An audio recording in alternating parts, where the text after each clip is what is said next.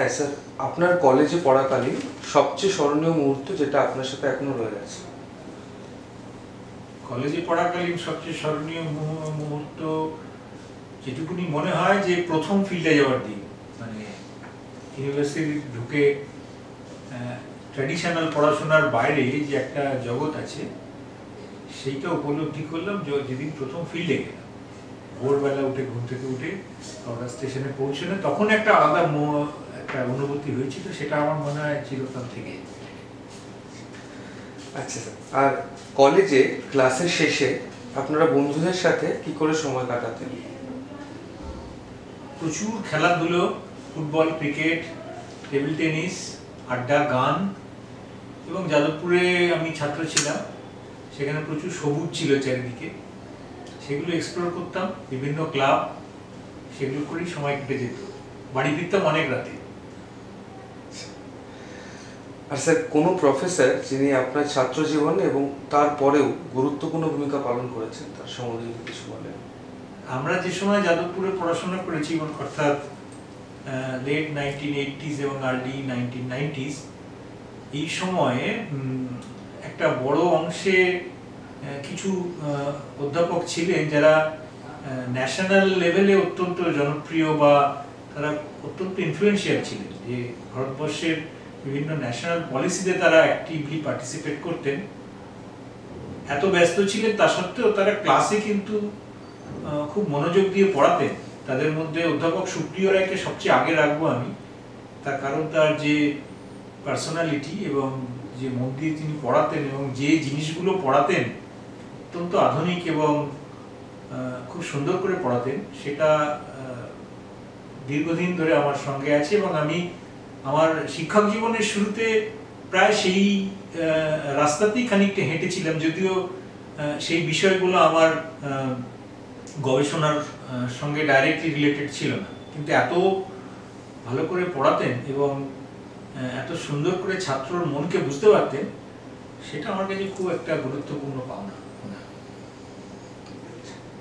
আর sir, আপনার প্রেসিডেন্সির দীর্ঘ সময়কালে ডিপার্টমেন্টের স্টুডেন্টদের ইউনিটি সম্বন্ধে আপনার কি মনে হয়? প্রেসিডেন্সিতে আমার হয়ে গেল প্রায় 22 বছর। এই সময়ের মধ্যে একটা দীর্ঘ প্রায় 2 দশক হয়ে গেল।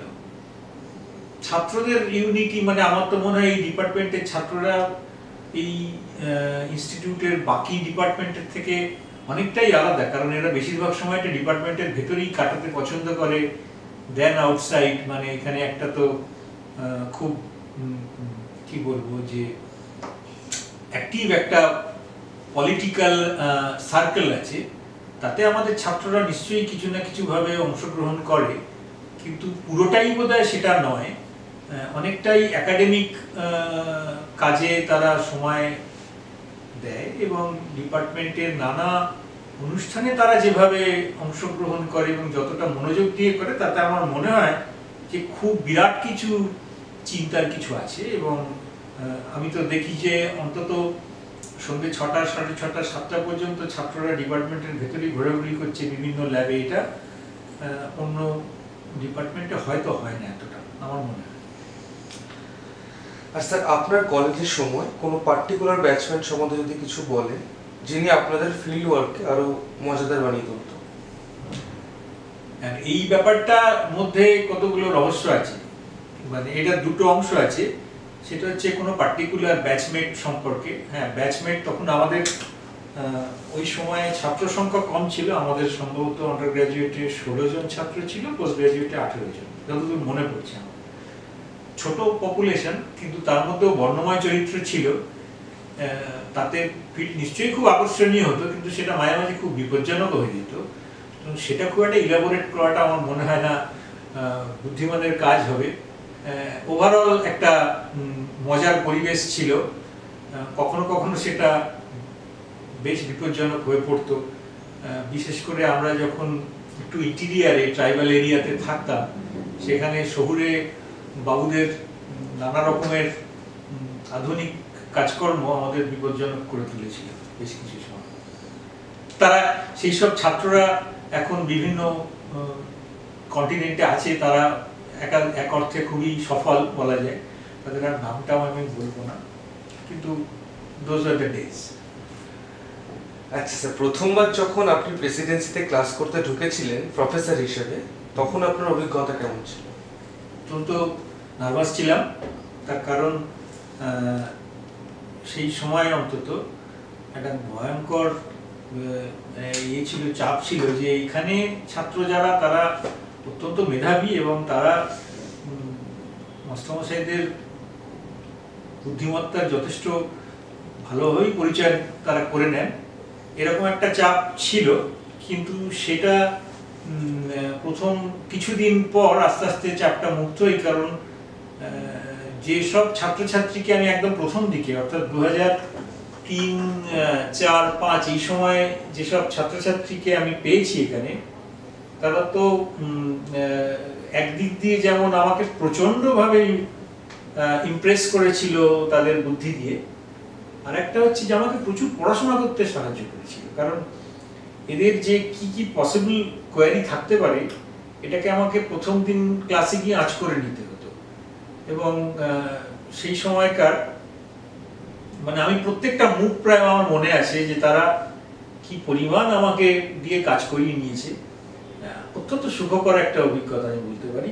কিন্তু আমি নার্ভাস ছিলাম সে বিষয়ে কোনো সন্দেহ নেই, কারণ তার আগে 5 বছর আমি একটা যে কলেজে আমি পড়াতাম দুর্গাপুরে, সেখানকার ইন জেনারেল ছাত্রদের একটা টিমিডনেস ছিল, তারা ঠিক মুখ তুলে গলা তুলে কথা খুব একটা বলতো না, সেটা হয়তো ওই জায়গার একটা ব্যাপার ছিল।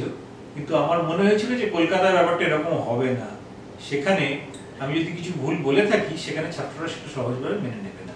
সুতরাং আমি অত্যন্ত সতর্ক ছিলাম এবং প্রথম দিকে বেশ একটু ভয়ই ছিলাম। আস্তে আস্তে সেটা কেটে যায় এবং সেটার জন্য ছাত্ররাই দায়ী। স্যার, এখনকার সময় কলেজের পরীক্ষা এবং আপনাদের সময় পরীক্ষার সিচুয়েশনের মধ্যে কি পার্থক্য ছিল বা প্রিপারেশনের মধ্যে? দেখো, আমি তো আর এখন পরীক্ষা দিই না, সুতরাং এখন কিরকম পরীক্ষা আমি বলতে পারবো না। আমি আমার পরীক্ষার কথা বলতে পারি। আমাদের সময় যাদবপুরে বিশ্ববিদ্যালয়ে আন্ডার গ্রাজুয়েটে ছিল সেমিস্টার পরীক্ষাতে একটা সুবিধে ছিল যে লম্বা একটা চাপ থাকতো না, কিন্তু পোস্ট গ্রাজুয়েটটা ছিল ভয়াবহ, কারণ সেখানে 2 বছরের মধ্যে সব ভাগা ভাগা পেপার, তাদের সব 100 নম্বরের পেপার, খুব কঠিন, মানে প্রচন্ড পরিশ্রমের ব্যাপার ছিল। পড়াশোনাটাও খুব চাপের ছিল, খুব ভয়ঙ্কর রকমের চাপের পড়াশোনা ছিল। তো সেইটা এখন যেভাবে স্ট্রাকচার হয়েছে তাতে আমার মনে হয় যে একটু চাপমুক্তি ঘটেছে। এবং আরেকটা ব্যাপার যেটা ছিল সেটা হচ্ছে কিছু ম্যানুয়াল লেবার প্রচুর হতো, যে আমাদের সময় তো টেকনোলজি এতটা উন্নত ছিল না, মানে লাইব্রেরির বই পড়া এবং ফটোকপিও একটু এক্সপেন্সিভ ছিল, সুতরাং সবটা যে একেবারে আস্ত বই ফটোকপি করে নিচ্ছে এরকম হতো না, অনেকটাই হাতে লিখতে হতো এবং সেগুলোকে কার্বন কপি টপি করতে হতো। এটা খুবই একটা কাম্বারসাম ব্যাপার ছিল এবং সেইগুলোকে পড়াশোনা করতে হতো। এখন এই টেকনোলজি ছাত্রদের অনেকটা মানে ম্যানুয়াল লেবার কমিয়ে দিয়েছে, আমার মনে হয় খানিকটা ফ্রিডম দিয়েছে। তবে পরীক্ষার পড়াশোনার জন্য আমাদের মাস্টারমশাইরা ভীষণ রকমের অত্যাচার করতেন, যে কোনো সাজেশন দিতেন না, সবটা পড়তে হতো। এখন বোধহয় মাস্টারমশাইরা একটু দয়ালু বেশি, আমার মনে হয়। আর স্যার, জিওলজিক্যাল ইনস্টিটিউট নিয়ে যদি কিছু বলেন। Geological institute is unique in India. আমি যেখানেই যাই, যে কোনো কনফারেন্স বাইরে যেখানেই কোনো এই ধরনের আমন্ত্রণ পাইটাই, সেখানে আমি জিওলজিক্যাল ইনস্টিটিউটের কথা বলি। তার কারণ হচ্ছে বোধহয় ভারতবর্ষে এত লং সার্ভাইভিং কোনো সোসাইটি বা ক্লাব নেই যেটা শুধু ছাত্ররা পরিচালনা করে। আমার মনে হয় এটাকে আরো বড় স্কেলে প্রজেক্ট করা উচিত এবং এই যে এখন যে সামনে যে কয়েকটা অনুষ্ঠান হবে জিওলজিক্যাল ইনস্টিটিউট এটা করছে, এটাকে আরেকটু বড় স্কেলে, ন্যাশনাল স্কেলে অন্তত এটা প্রজেক্ট করা উচিত এবং তাতে আমাদের যেটুকুনি ভূমিকা থাকবে আমরা নিশ্চিতভাবে সেটা করব। এবং ছাত্রদের জন্য, ছাত্ররা নিজেরাই করছে, এটা কিন্তু সচরাচর হয় না। আমার মনে হয় এটা অত্যন্ত একটা সদর্থক ভূমিকা পালন করেছে এবং এটা মিউচুয়ালি বেনিফিট, কারণ যারা করছে তারাও একটা নতুন জিনিস শিখছে, যাদের জন্য করছে তারাও নতুন জিনিস শিখছে। পার্টিকুলারলি কোভিড পিরিয়ডে আমি খুবই খুবই মানে কি বলবো, আনন্দ পেয়েছি যে সবাই বসে না থেকে নানা রকম অ্যাক্টিভিটি করেছে। বিভিন্ন সারা পৃথিবীর বিভিন্ন বিখ্যাত স্পিকারকে দিয়ে অনেকগুলো অনুষ্ঠান করানো হয়েছিল। আমি পার্সোনালি 2-3 জনের সঙ্গে কন্ট্যাক্ট করেছিলাম এবং ছাত্ররা যেহেতু করতে চেয়েছে তারা অত্যন্ত আনন্দের সঙ্গে, খুবই বিজি লোক তারা, কিন্তু তারা কখনো না বলেনি। আমার মনে হয় এটা একটা বিরাট অ্যাডভান্টেজ, সেটাকে আরো অন্তত বেশ কিছু দূর নিয়ে যাওয়া দরকার। আর স্যার শেষের ছোট্ট যদি একটা কোনো মেসেজ দেন রিউনিয়ন সম্বন্ধে, যেটা 28 ডিসেম্বর হচ্ছে। এখন রিউনিয়ন হলে তো মানে রিউনিয়ন তো একটা সেই অর্থে সামাজিক অনুষ্ঠান। ছাত্ররা তার নিজের ক্লাসরুমে ফিরে আসার একটা ব্যাপার থাকে। আমি দীর্ঘদিন যাদবপুর বিশ্ববিদ্যালয়ের রিউনিয়নের সঙ্গে যুক্ত। এখানে একটা ইমোশন জড়িয়ে থাকে, সেইটা নিশ্চয়ই খুবই ভালো, কিন্তু এই ধরনের অনুষ্ঠানে কতগুলো জিনিসকে আরেকটুখানি কনস্ট্রাকটিভ ওয়েতে করা যেতে পারে। যে এই ছাত্রদের মধ্যে যে সম্পর্কটা, এটা তাদের প্রফেশনাল ডেভেলপমেন্টের জন্য একটা রাস্তা তৈরি করে দিতে পারে, সিনিয়র জুনিয়রদের মধ্যে একটা যোগাযোগের সিঁড়ি তৈরি করে দিতে পারে। সুতরাং কেবলমাত্র আনন্দ ফুর্তি করবার জন্য বোধহয় রিউনিয়নটা করা উচিত না, এটার মধ্যে একটা কনস্ট্রাকটিভ চিন্তা ভাবনা থাকা উচিত। এবং যে সকল ছাত্রছাত্রীরা ডিপার্টমেন্ট সম্পর্কে তারা অত্যন্ত শ্রদ্ধাশীল, তাদের ভালোবাসার জায়গা, কিন্তু তার বাইরেও ইদানিং যে হয় যে নানা ধরনের সমস্যার মধ্যে ডিপার্টমেন্ট পড়ছে, খানিকটা ফান্ড ক্রাঞ্চ, বইয়ের অভাব, ইনফ্রাস্ট্রাকচারের প্রবলেম, তাতেও পার্টিকুলারলি যারা একটু সফল ছাত্রছাত্রী তারাও বোধহয় কন্ট্রিবিউট করতে পারে কিছু হলে, মানে খানিকটা ফিনান্সিয়ালি, খানিকটা অন্যভাবে ইন্টেলেকচুয়ালি।